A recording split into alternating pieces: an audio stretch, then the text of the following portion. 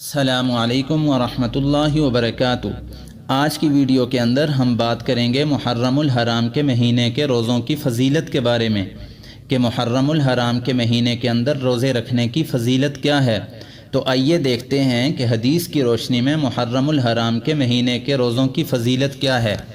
عن ابی ہریرہ رضی اللہ عنہ قال قال رسول اللہ صلی اللہ علیہ وسلم افضل الصيام بعد رمضان شهر الله المحرم وافضل الصلاة بعد الفریضة صلاة الليل۔ حضرت ابو ہریرہ رضی اللہ تعالیٰ عنہ سے روایت ہے کہ رسول کریم صلی اللہ علیہ وآلہ وسلم نے ارشاد فرمایا کہ رمضان کے روزوں کے بعد سب سے افضل اللہ کے مہینہ یعنی محرم کے روزے ہیں، اور فرض نماز کے بعد سب سے افضل نماز تہجد کی نماز ہے۔ اس حدیث کو صحیح مسلم کے اندر کتاب الصیام باب فضل صوم المحرم کے اندر نقل کیا گیا ہے۔